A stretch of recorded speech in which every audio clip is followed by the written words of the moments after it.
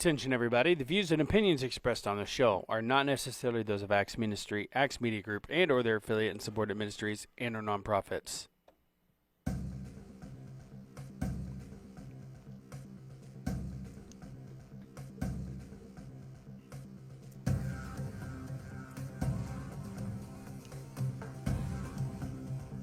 You're on. And thanks, Producer Matt, and welcome to Crime Time. This is Crime Time podcast episode 45. I'm Dr. Steve Albrecht. I'm joining you from the Acts Media Group studios in Springfield, Missouri. So hope everybody's having a good night, good day.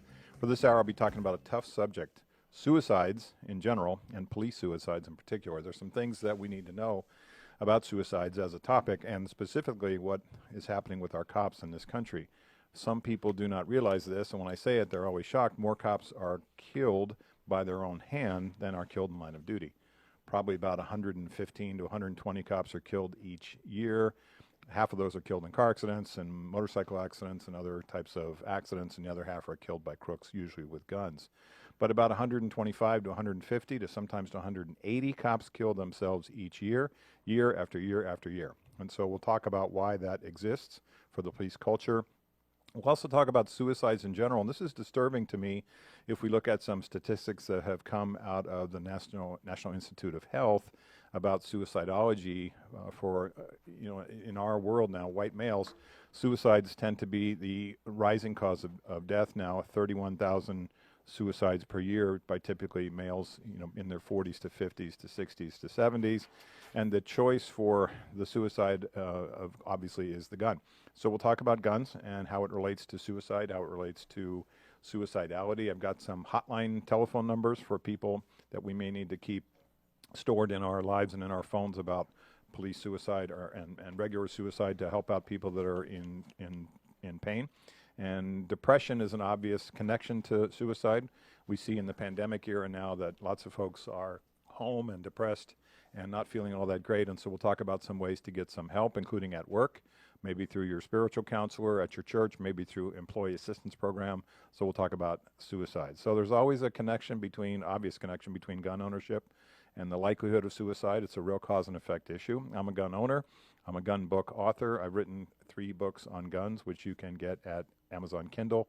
Albrecht on Guns, Volume 1, Albrecht and Pharaoh on Guns, Volume 2, and Albrecht on Guns, Volume 3. So those are Kindle books. So I'm a gun guy. I have a lot to say about these issues today. Not only are we seeing more suicidality in our culture based on what's going on with the riots and the protests and things like that, we're also seeing way more background checks related to gun ownership in this country. So we had 3.9 million background checks for guns, and that's up 38% from 2020. 3.7 million gun background checks in March, and 19 million gun background checks from the FBI in the first 6 months of 2020. So to put that in perspective, we had 19 million in the first 6 months of 2020. We had 19 million total in the year 2012. So people are really into buying guns based on what's going on in the world in terms of wanting to protect themselves. More guns means the need for more responsibility, keeping them locked up safe, keeping them away from kids, keeping them away from people who are suicidal. We will talk about all that stuff. So police suicides is one of those shadow topics that few people outside law enforcement talk about or know anything about.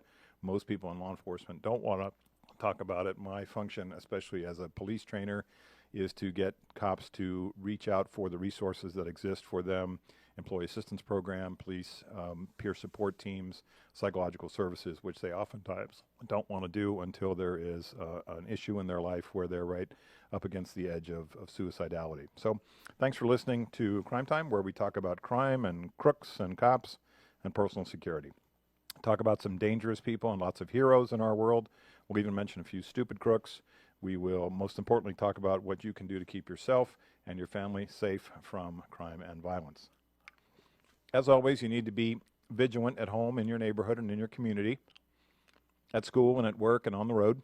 This show exists to make you feel more empowered, more secure, more educated on safety and security issues and the criminal justice system in general. As background, I worked for the San Diego Police Department for 15 years as a patrol officer, a reserve sergeant, and a domestic violence investigator. I now work as a training consultant, and I teach training workshops, webinars, live and online programs on HR issues, employee coaching, My main subject area is workplace violence prevention and security issues in the workplace. One of my specialty areas is libraries. I've written 23 books on business and workplace violence topics, police subjects, and guns, all of which you can find on Amazon. My 3 gun books are available on Amazon Kindle. You can always get me at my website, which is crimetimeradio.com. Send me an email. Connect with me on LinkedIn. I'm on LinkedIn as Dr. Steve Albrecht, and you can follow me on Twitter. I'm a big Twitter guy at Dr. Steve Albrecht. You can find past episodes of the show on SoundCloud, and you can find new episodes each week after we post them on the Axe Media YouTube channel. So let's talk about suicide in general and police suicide particularly. There is a cover-up on police suicides, which is disturbing to me.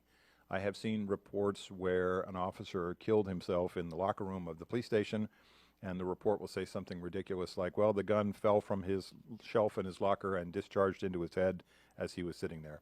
Ridiculous things like that we cover up. We hear things like the chief of police was cleaning his gun at home when the gun went off and he died at the scene, when in reality we know the chief killed himself. We hate to denigrate people's sort of personalities and issues and problems with this specter of suicide. That we come up with sort of creative ways to act like that they did not take their own life. And there's a lot of myths, especially that cops believe about suicide, and there's a lot of myths that the public believes as well. So if we have 150 people dying each year as a result of the depression and the PTSD and the trauma and the personal life issues that have affected them to the point where, as cops, they can no longer continue, that's a problem. If we look at 150 souls on an airplane that crash into the ocean, and that happened every Christmas Eve, there'd be a national investigation.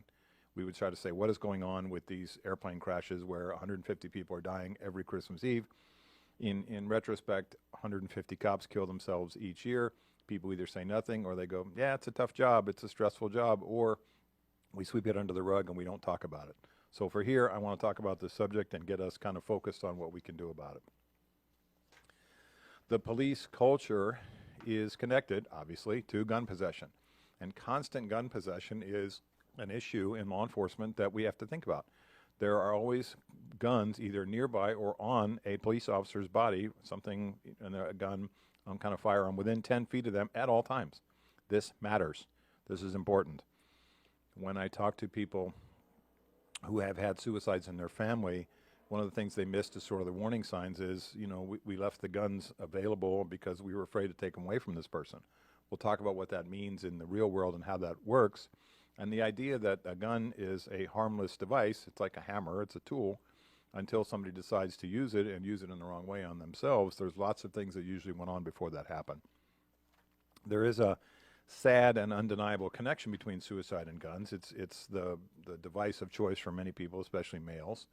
There's a weird sort of psychological issue. Women tend not to use firearms as their method of choice for suicide because they don't like to disfigure themselves. They tend to use pills as one of their first choices, or hanging, things like that, as their suicide type. But for guys, it's oftentimes guns. I want to talk about this subject because it needs to stay in the light and not in the shadows. And many suicidal people who think about taking their life or attempt it or succeed were driven by a combination of depression, substance abuse, typically alcohol use, and a lot of life events that they thought they could not fix. And in reality, we can fix a lot of life events. Almost anything can be fixed with time and attention and focus and therapy and people around them who care. One of the issues about suicide is that some people warn, and as a result, when they make those types of warnings that I'm thinking about hurting myself, or thinking about taking my life, or thinking about killing myself, as a society, as a community, as a culture, we can intervene in those situations with family support, pastoral support, mental health services, counseling, even putting people into mental health facilities until they can get stabilized. The problem with cops when it comes to suicide threats is they don't warn. They don't tell people what they're going to do, and this makes it difficult. When we think about depression, the depressed person feels that life is hopeless and that they would be better off not in life, and that people would not have to be around them when they're depressed, and that they're a burden on their families. When we hear about these things, especially from a clinical perspective, we can get people help and treatment, medication, psychotropic medications, therapy, and really get them saved and rescued and refocused. For cops who don't say anything, oftentimes these things come as a complete surprise to folks. I see examples in this country where officers have killed themselves at their police station, in the locker room. They've killed themselves in their cop cars, in their patrol cars, in their detective cars, right in the parking lot of the police station. I remember a horrible story I heard about NYPD, which has had a fair amount of suicides this year, where an officer went to go to the bathroom. He was eating dinner with his partner. It was during Christmas time. Comes back from, it was in some bar or some bar restaurant where they had food, and guy comes back from the bathroom, and the officer had killed himself at the table. I mean, what a horrible thing to happen. What a horrible thing to do to your partner. So when you think about police suicide, oftentimes these cops are so caught up in what is going on in their personal life, the depression, the substance abuse, typically alcohol is a big part of it, that they don't realize the impact on the rest of the world. They think that the world would be better without them. They oftentimes misunderstand or misjudge how their family would perceive these situations. And imagine having to process a crime scene involving somebody that you just saw 15 minutes ago, who's one of your colleagues, your friends, your coworkers, somebody that you care about who shoots themselves. It's really quite selfish when you think about it.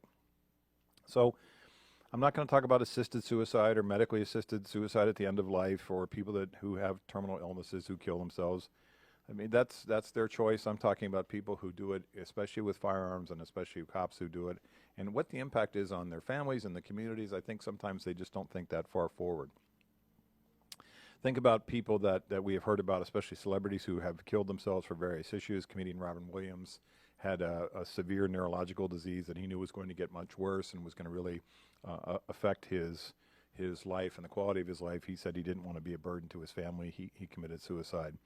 I mean, I disagree with the approach to suicide, but I understand when people are in pain and feel like their quality of life is not going forward, that they do it. I understand it. I don't always agree with it. I think there should be medically supervised programs where, palliative care, like we do with cancer patients, where people can live the rest of their lives in comfort, relatively speaking, without having to go through some disfiguring issue with guns or hanging themselves, and somebody in their house has to find them, which is horrible. So I'm talking about people who really feel they have no solutions to their life problems, and suicide is a welcome relief for their misery. At least that's their perspective. But guess what? It wasn't a welcome relief, and it isn't for the survivors who have to carry on.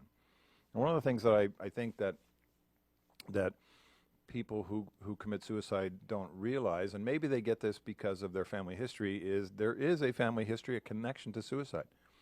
And there are lots of stories, and I'll tell a few, where people who have committed suicide have family where an uncle or a father or a mother have done it, and it's sort of passed on to the generations, and then we look and find out that one of their children does it later on in life. And that's really horrible sort of legacy that gets set by this concept of, well, it becomes a solution to my life issues rather than something I should never think about. So we'll talk about, how guns are kind of the suicide device of choice for males, especially. Women tend to kill themselves less often with guns, again because of the disfiguring part of it, but men don't usually have such qualms. So people commit suicide, especially males, with handguns most often, then shotguns and rifles. Not to sound too grisly about it, but the shorter the barrel, the easier it is to pull the trigger. So short-barreled rifles and short-barreled shotguns tend to be the things that people have used. When I was a cop, I saw people who'd kill themselves with handguns, shotguns, and rifles. It was never anything but a horrible sight. The idea that in TV or movies there's sort of a fake wound that gets created by a small little entrance wound and an exit wound, just sort of passes through and it's about the size of a dime. That doesn't happen.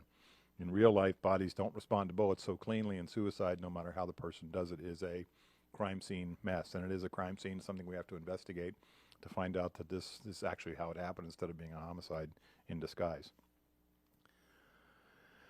I say all this because I've known people who have committed suicide. They weren't close friends, but I knew them because they were cops in my police department. And the undeniable fact that each year more law enforcement officers kill themselves than are killed by crooks in the line of duty. And it's just a painful reality for me to consider.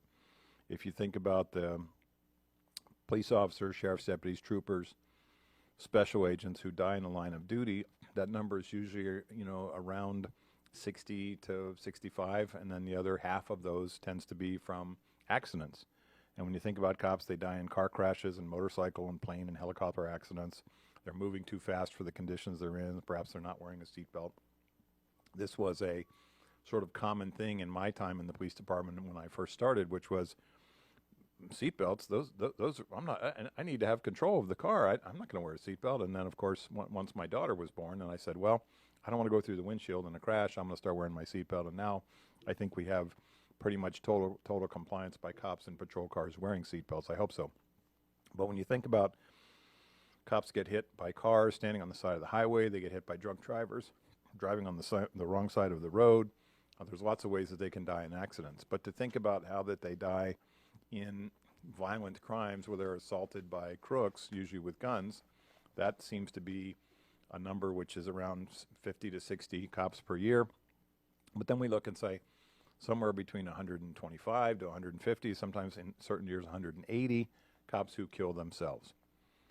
So if you look at seatbelts with cops and cop cars, that's kind of a built-in. And in my day, wearing a vest was not always something that every cop did either. So now we have most officers around the country wear ballistic vests as part of their patrol uniform, and most of them use their seatbelts. And so if we thought about all the cops that we could get to wear their vests and to wear their seatbelts, we would probably drive the number of cops who were killed down a little bit. But this idea of cops killing themselves by their own hand, has been going on for decades, and this always disturbs me. It's a shadow issue. It's one that a lot of cops deny and dismiss, and they don't feel comfortable talking about it with their families, especially, or even their peers. And the reason for this is because they could get put on what's called the rubber gun squad. And the rubber gun squad is, you'll take my gun away, you'll make me sit in a station house or in some building where I just answer the phone and I feel like a secretary or administrative assistant. I'm not a real cop anymore. That's not going to happen. I'm going to not tell anybody what's going on in my personal and professional life in terms of the stressors that I'm facing until it gets really bad. And then oftentimes later on, after the person does commit suicide, we say, well, we saw some warning signs and we just didn't really know what to do. And what I try to teach people in my programs and talk to cops about all the time is you need to have the courage, with a capital C, if you have a partner officer, if you have a colleague, if you have a friend, to say, look, I can, something's going on with you. You're hurting. We got resources. You shouldn't be afraid to reach out to me. I can help you in a confidential, supportive way. We can get you some help. We're going to save your life first. Then we're going to think about your career. And that's the important part with cops. They're always so connected to their careers that they don't want to put them at risk. They miss the opportunities, that the help and the support that they can get. So this idea of cops killing themselves, and then we see a local news story that says the officer's death was, kind of being investigated as died while cleaning his gun. Even if you don't know anything about the police culture, you can guess that this is a bogus reason. Cops have been using their guns and carrying them for years, up including 10, 20, 30 years. And so the idea that they shot themselves while cleaning the gun is ridiculous. The idea that they shot themselves in an accidental discharge is ridiculous. This is a soft sell the local media does sometimes to lessen the impact of the event on the community or the department or this person's family, so that there's some sort of sense of dignity about what happened, and when in reality they shot themselves. In recent years, this trend has changed, and has changed for the better. The news media now tells it like it is. They say this cop was found dead at home, or parked in a parking lot, or in the woods, or at a station, or her station, in the locker room, or in a patrol car, dead by a gunshot wound. The official cause is suicide, not some misdirected or misnamed cleaning accident. That's ridiculous. I think we have to call things what they are, which is this person took their own life, and we need to figure out what this means in terms of stopping other people from having this happen. For an example, in the California Highway Patrol, they created a program after a number of suicides called Not One More. And Not One More was a training program, and to their credit, the entire CHP bureaucracy said, we are going to train every single sworn and non-sworn, field traffic officer and people that work administrative and investigative and non-sworn civilian positions. Everybody's going to go through this suicide prevention training, and that's what they did. These types of things require a movement by the leadership of that police department to say, we're going to address this. It's not a shadow issue. I always talk about we should put posters in the break room. We should talk about this in lineups and roll calls about suicide as a police issue. It's connected to this job. Lots of other professions have suicides as well. Psychiatrists kill themselves, medical doctors get depressed and kill themselves, people in the nursing field. Lots of folks kill themselves all year long. But when we think about cops, it's just so connected to that culture. It's just so connected to what they do. So I'm always big on telling the truth and also giving people that are hurting in this type of environment the kind of support that they need. If you think about the law enforcement piece of it in suicide, there is a obvious connection to what's happening with us in our military. And our military veterans are dying by suicide, depending on what numbers you read. And I got some numbers from the Department of Veteran Affairs at about 20 veterans per day. And this is just a disturbing number. It's more disturbing to me in terms of the number of people who kill themselves who are veterans compared to cops, because the numbers are just way higher. If we take 150 police suicides per year compared to 7,300 veterans per year, the total suicide problem with police is 2% of the total number of vets who commit suicide. And not surprisingly, the reasons that police officers and veterans commit suicide are very common. Exposure to traumatic violence and combat, life-threatening situations where they're in fear of death. That's a driver for PTSD and post-traumatic stress disorder. Certainly depression is in both cultures, in both works. Alcohol or pain pill abuse is certainly connected to law enforcement and veterans. Pain mismanagement by physicians or psychiatrists, and depression mismanagement by mental health clinicians who miss some of the warning signs, because not every veteran or every cop sort of, will tell them what's going on, and oftentimes they miss some of the warning signs. The guilt over the death of a partner or somebody in combat, the guilt over some situation that they were involved in as a cop or as a veteran. Having to kill another human being, even if it was legally required and legally, ethically acceptable. Feeling helpless and hopeless in their life. Feeling career harm as a veteran, or feeling career harm is possible for them as a cop if they ask for mental health help. I mean, I've talked to lots of veterans who have got really, really good care from the VA. Sorry. And I've talked to lots of veterans who got not so great care from the VA, and it's all across the board. And I've talked to cops who went through the same thing and said, I got really great care from the Employee Assistance Program, and really great care from my community mental health resources, and others not so much. And so having this courage with a capital C, whether you're a veteran or a police officer, to get mental health help to save your life first and your career second is important. And the parallels between cops and veterans are certainly there in both groups. So you think about suicidality with cops and guns, the proximity issue is just so critical there. Cops use their duty guns, on their belt all the time, and they use their home guns that they keep, and obviously whatever guns they have that the department gave them, they will have, 5 to 25 more of them at home, and they use their home guns to kill themselves, or the department guns. Few professions outside the military mandate the carrying of a gun all day for work, and then off-duty cops carry their guns all the time as well. For them, their guns are tools, they're life-saving devices, but they're also part of their identity.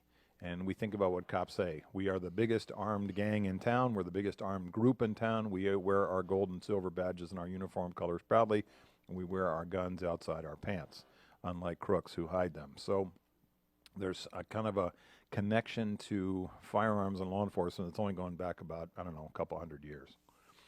So cops have some wrong ideas about committing suicide, some very wrong ideas. And I'm going to think about and talk about some of the things that they believe, they think about themselves before they do it, as if it somehow was an acceptable solution. So one of the first sort of myths about police suicide is, I'll get a burial with full honors. There'll be bagpipes, and we'll have the flag-covered coffin, and the governor or the mayor, everybody will be there, the whole thing. And the answer is no, that doesn't happen. Why? Because most chiefs, and I think this is correct, most chiefs don't want to glorify the act of a police suicide, of a cop killing himself or herself. So they don't authorize the big funeral, and they don't tell other cops to show up in their dress uniforms and wear black bands over their badges. And oftentimes the family must bear the burden, and sometimes even the expense, of a funeral on their own, because the chiefs have said, we're not glorifying police suicide by giving them a full honors burial. And I agree with that perspective, having been to suicides involving police officers, where it feels strange to talk about what happened with this person with the bagpipes and the flags and the ceremonial, honor guard and things like that when they did not have to kill themselves. They did not have to put themselves in this situation. Second one where I think cops have the wrong idea about suicide is my family will get some sort of huge life insurance settlement. They'll be set for life. I'll be worth more to them dead than I am alive. Again, no. Most city and county life insurance policies for city police or county sheriffs don't pay out on suicides. The best the family can hope for is some sort of flat payout from the state's workers' compensation fund, not a payout for a suicide. So when you think about life insurance policies, oftentimes that is not built into, suicide is not built into the payoff, so there's no huge payoff. Sometimes cops will say things like, my family and my friends will understand why I had to do it. No, they won't. And even more, they'll hate you for it. They'll hate you for the rest of their lives, because when you think about people who die and leave a suicide note, sometimes it explains why they did it. Sometimes it explains why they didn't do it. Sometimes the note is horrible. And one of my colleagues in San Diego PD named Rick Carlson wrote a book, kind of a grisly book about suicide notes. Put Rick Carlson, Carlson, into Google Books and look for his book about suicidology if you're interested in that. He has a whole collection of suicide notes. Rick was a long-time San Diego PD homicide detective and really went to so many of those cases. So the note this person leaves maybe sometimes is really angry towards other people in the family. Sometimes the note is not explaining what's going on. Sometimes it does. These notes apologize or they give the reasons. Other times they're horrifically mean, filled with accusations and paybacks and revenge for a life that they felt was made miserable by a family member or a spouse. Imagine reading one of these notes that says, you made me do this. So this idea of the family will understand what happened is usually wrong. Most of the time people are miserable as to what happened. They never forgive the person that did this. Imagine carrying that around for the rest of your days, that this person who killed themselves thought you were the reason for it. People who don't know you will think that you're mentally ill or weak-willed or crazy, and people who do know you will ask why you did not reach out for help, ask why you didn't ask them for help. So the idea of suicidality in families is just so common. You think to yourself, this stops with me. My suicide won't cause other suicides in my family. Well, it does, and it just might. The novelist Ernest Hemingway was born in 1900. He blew the top of his head off with a double-barreled shotgun in 1961 at his house in Ketchum, Idaho. Got up, had breakfast, shot himself to death. His father had killed himself with his own father's, so Hemingway's grandfather's handgun in 1928. Ernest Hemingway's sister, Ursula, took her life with a pill overdose in 1966 after he had been dead for 5 years. His brother, Leicester, killed himself with a borrowed handgun in 1982. And Leicester was 13 at the time that Hemingway's father killed himself and discovered his father's body. So think about all the suicides in the Hemingway family. His granddaughter is the actress Margot Hemingway, and she took an intentional overdose of pills and died as well. So there's about 5 people in Hemingway's family who killed themselves. In the denial that often accompanies these tragedies, Hemingway's fourth wife, Mary, issued a statement on the day of his suicide, which said, quote, Mr. Hemingway accidentally killed himself while cleaning a gun this morning at 7:30 a.m. No time has been set for the funeral services, which will be private. So her husband shoots himself to death, and she comes back with the usual thing that people do to try to sort of cover up, which is this was an accident. Hemingway had once written a letter to his mother-in-law, Mary Pfeiffer, where he referenced his father's suicide and said, I'll probably go the same way. I mean, he foreshadowed his own suicide. Suicidality runs across generations and families, and is there a genetic component to this? Who knows? Is it learned behavior? Definitely. Most studies suggest that a lot of factors weigh in on the person's decision to, quote, follow in the footsteps of other relatives who have made that final wrong choice. So let's get back to people who carry guns with a concealed weapons permit, like me and other folks who listen to me. There are a lot of people that have CCW permits, concealed carry permits, or your state allows concealed carry, and so you have a gun on your hip or under your armpit or on your ankle or in your car or somewhere close to you all the time, and it becomes a habit. So we protect ourselves. We want to protect ourselves as good concealed carry folks following the Second Amendment. We take training. We practice all the time. We become comfortable with the idea of carrying a gun safely so that other people can't get access to it, including kids, obviously, it's stored safely, all those things that are very important. But what happens is sometimes people, kind of like with cops in the military who carry guns as part of their work, people get sort of comfortable around guns and they take them for granted. Well, we should never stop realizing that we're carrying a gun. I mean, even the most comfortable holster I have still digs into my potbelly and reminds me that it's there all the time, and the only time I get relief is when I take it off at home. For cops, the instrument that they choose for their death is never more than 2 feet away, almost 24/7. It's a duty gun, it's a backup gun, it's a gun that they have the house to protect themselves and their family, etc. Well, lots of people who carry concealed also have ready and regular access to guns. Suicide by firearm would be less likely, and of course more difficult, if you didn't actually own a gun. But people figure out ways to kill themselves with guns they don't own. And there's a weird sort of a trend that I have seen in certain cities where younger people, 18, 19, 20, 21, and I saw this when I was still living in San Diego, will go to a shooting range and rent a gun, get targets, put on the headphones, step up to the range booth there in their lane and shoot themselves. It's very strange that they would go to a gun range, rent a gun, and kill themselves in front of the startled staff and the other people that are using the range. It's really quite selfish behavior.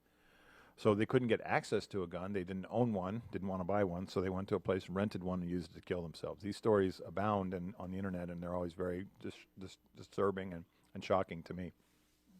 So having access to guns and kind of mixing in the noted reasons why we talked about civilians, active duty service members, retired veterans, cops who kill themselves, it's much more likely that the gun is going to be the device of choice if it's around. So what's this all mean to us? I'm not saying don't carry your gun. What I am saying is that if you feel suicidal, if you feel like you want to take your life, or you know people in your life who are gun carriers, gun owners, who are also feeling suicidal, you have to have the courage to move your guns to a gun safe, move your guns to give them to somebody else, or be willing to intervene in the lives of those people that you're worried about who are gun owners and say, I need to take ownership of your guns while we get you some help. You can imagine how difficult and challenging this conversation is with somebody that you care about who's a gun owner, who may be in denial that they're going to ever do something harmful, but you say, you know what, we'll have this conversation after your guns are safe and secure. What about yourself? Well, you have to have, as a responsible gun owner, you have to have the internal strength to realize when your personal and professional problems are so severe that suicide even crosses your mind. You have to get immediate mental help, like right now, today, not tomorrow, immediate mental health, usually with some support from somebody who loves and cares about you, can get you some mental health help so that you don't put your life at risk and you don't create that type of scenario that we've been talking about, which is ruins generations coming on down the line because of suicidality. And the second thing is you have to allow someone that you love and care about to take custody of all your guns, everything that you have, until he or she agrees that you have been stabilized. And it's not your decision to decide that you're better. It is the medical doctor's decision, or a psychiatrist or a counselor or a therapist decision that you're stabilized before your family agrees and returns the guns back to you. Of course, not everybody who owns guns is suicidal. Not everybody who owns guns commits suicide. But the number of opportunities for people to kill themselves go up dramatically the more access to guns that they have, and this is just obvious. A couple stories here. A friend of mine was carrying his 9mm on his hip. He's on a short vacation with his wife. They had been having some marital problems. The trip didn't go well, a lot of frustrating arguments and bad feelings on the drive back. They were a few hours from home. They stopped at a restaurant to eat. They'd argued in the car before they walked in. His wife started to go inside the restaurant, even though they were both in tears. The husband stopped, let her go inside the restaurant, walked back to the car. He sat in the car for a moment while she was inside and thought about his gun. For a brief moment, thought about shooting himself. He had never been suicidal before, had never even entertained the idea, but in the stress of that moment where he felt like his marriage was over, he considered it. A wave of anger and guilt and shame washed over him, and he sort of snapped back to reality and realized that would have been a foolish idea. He took off his gun, unloaded it, put it in the trunk, locked his car, went inside, and asked his wife to leave the restaurant. They talked. She drove home. They talked all the way home with no tears and screaming, and figured out that they needed some heavy-duty counseling and that he needed some heavy-duty counseling. They're still married today. He's never had a suicidal thought again, but he told me in that moment when he was armed, he thought about killing himself. And it frightened him to see how easy it was possible to take that fatal, irreversible step in a moment of rage and in an idea of anxiety and helplessness and hopelessness that you would ever do that. So think about yourself. Have you ever had such a crisis in your life, or just a horrible day where you say, boy, I wish I could just push the easy button and reset certain parts of my life and start over? Have you ever had such a horrible experience in some situation where you go, boy, I just wish I could snap my fingers and this would be all over with and all this pain would be gone? Well, people that are suicidal have that sort of perspective. I'm going to do something which will relieve all my pain, not realizing it just makes things, way worse for everybody else who survives and doesn't solve their problems anyway. So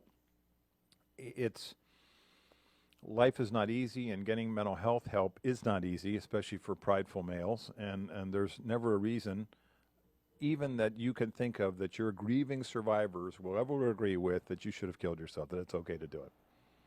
So perhaps after hearing the story of my friend, you say, I have good self-control. I would never hurt myself, or I'd never hurt someone I loved or care about. I would never decide to kill myself in a moment, in the kind of the heat of the moment like that. And I say, good, let's keep it that way. Put some physical distance. The moment that you feel like that you are having mental health concerns about depression and suicidality, you must put physical distance between you and your guns if you ever start to slide down that painful path of self-doubt about your future survival. You've got to have the courage to give up your guns to those people who can store them for you until you get treatment and you are stabilized. Another story with a bad ending. My elderly neighbor of mine told me about his adult son who had lived with his girlfriend, and they were in a two-story house, and their relationship had been going downhill, and they were fighting, and the son had a lot of guns. And one night at the end of a big argument, she said she was going to leave him, and he said, if you try to leave me, I'm going to go upstairs and shoot myself. And she said, with a sentence that I'm assuming she's going to regret for the rest of her life, you don't have the guts to kill yourself. Of course, you can guess the rest. He went upstairs and shot himself in their bedroom. So imagine these were her last words to him, and what he heard was, she doesn't think you'll do it. She thinks you're a coward. Go ahead, show her, call her bluff. And he went upstairs and shot himself. It's hard to follow his thinking in the light of the day. Did he think he needed to, quote, prove her wrong, or that he was, quote, man enough to kill himself? Did he think that by killing himself he would punish her for the rest of her life? Well, he certainly succeeded. Imagine her guilt and consider how his family still hates her for what she said. Certainly he had some major depression issues at the time of his suicide. Happy people with a lot to live for, and hopes and goals and dreams and family connections don't usually kill themselves. Maybe he didn't know who to turn to. So let's consider the possibilities for how people can get help. Cops, veterans, civilians, everybody, you and me, how we can get help. One is that we have something called the Employee Assistance Program, EAP. Get the number for the Employee Assistance Program from your employer. Most employers have them. It is a counseling service. It's an 800 number. It's usually connected to the human resources function of your job. Get the telephone number and put it in your phone. EAP providers, and I've worked with a lot of them in my consulting work, do miracle work. They save people's lives and careers. They rescue people all the time. They work on suicide issues, depression, health issues, cancer, blended families, sick kids, gambling, drug, alcohol problems, legal issues, pet loss. I've used EAP myself. I've been to EAP counselor. I think they do miracle work. So you usually get 3 to 5 to 7 sessions for free. Any future sessions working with a therapist can be billed at a pay scale that you can afford. The value of using EAP clinician is, there are many. One is that it's confidential. No one in your organization is ever going to know. No one's ever going to know that you wanted to seek help. Human resources won't know. Your boss won't know. There's no trailing report. One of the most challenging things I do, especially when talking with employees or in a city or county, or employees in a private sector job, or cops, is they don't believe that the therapeutic discussion with a counselor about your personal or professional stressors is confidential. It is. The only time it's not confidential is when someone in a therapeutic relationship says, I want to kill myself, or I want to kill somebody else. In that situation, the doctor or the clinician or the therapist has a duty to stop treatment and to get this person immediate mental health help. So when we look at the Employee Assistance Program discussion, with a therapist, it is confidential. There's no report. No one's ever going to see or know that you sought help. It is a confidential conversation. When you talk to other people, and sometimes it comes up in discussions with coworkers about the employee assistance program, oftentimes they throw it down. Oftentimes they have bad ideas about what it's all about. It's a free benefit and it's confidential. They will tell you that it's not confidential. Well, I went to grad school with these people. It's confidential. With these types of clinicians, you could hang them up by their thumbs for 2 weeks. They wouldn't tell you their own first name. EAP support for employees is one of those benefits that oftentimes people don't realize until it's really bad. When I think about the workplace violence cases that I've worked on, one of my first calls or resources or referrals to employees that are hurting personally and professionally is employee assistance program. I like their work, and I think it's an untapped resource that you have as an employee benefit. So find out what they're all about. Look at it online if you can for your company. Get a brochure from Human Resources. Tell them it's for somebody else if you're embarrassed, but get that information. Sorry. Second choice besides the employee assistance program would be your medical provider, your personal physician. Your personal physician has seen more problems than you'll ever have. Reach out to your personal physician for a referral to a psychologist for therapy or for a psychiatrist for anti-anxiety or antidepressant medication. Most often, therapists, psychologists are for the cognitive behavioral part, and psychiatrists are there for the medication. Oftentimes, we may need both to stabilize our lives. Lastly, think about a faith-based counselor at your church. If you were able to get counseling through pastoral counseling in your church, a lot of pastors have had formal clinical training in these areas. Not every religious leader can do this, but you may be able to find somebody in your church or your church community who can be a good faith-based counselor.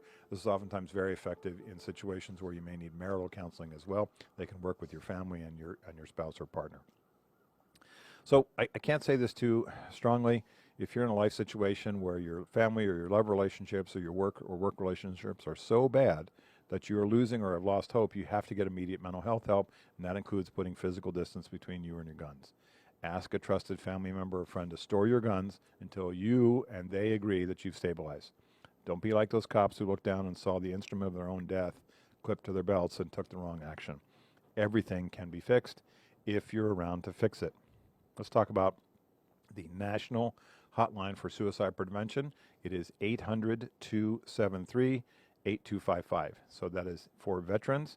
You can get a cross referral to VA counselors. For the public, you can get a local referral to a mental health clinician through this telephone number. Again, 800-273-8255, the National Suicide Prevention Hotline. Okay, time for my favorite part of the show, the stupidest crook of the week. Crime Time's stupidest crook of the week is where I get to talk about some of our dumbest criminals who managed to get themselves arrested based on their monumental stupidity. This is a fun one for me. I don't know much of the details here, but I just saw it online and it made me laugh. A woman gave a waitress a $5,000 tip with her boyfriend's credit card to get some revenge back on him after they had fought. The meal cost $55 and she left. She got a 9,000% tip added on. The boyfriend called the cops and had his girlfriend arrested for credit card fraud. So they had some stuff going on in their relationship there. But for a brief moment, the waitress thought, I got a $5,000 tip based on a $55 lunch bill. So sorry she didn't get the $5,000, but yeah, you're not going to get a $9,000% tip. So that's our stupidest crook of the week.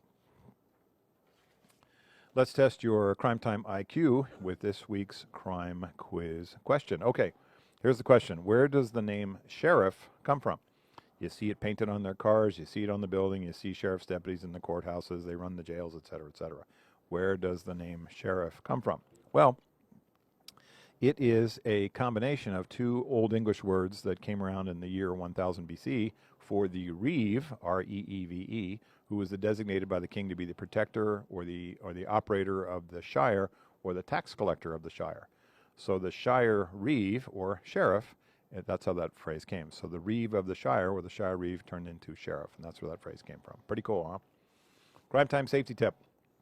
Last week I talked about garage door remotes and how it's important not to leave your remote in the car because smart thieves can steal your car, and if your licenses or your registration or your insurance card has your address, they drive straight over to your house and break in while you're on the phone to the cops asking where your car is. Let's stay on the same theme about garages. and how it's important in the summer months now not to leave your garage door open and unattended for too long of a time. It's an easy habit to get into, something we all do. We start our weekends by opening the garage door in the early morning, and we come and go, and oftentimes it stays open all day and all night. We finally close it.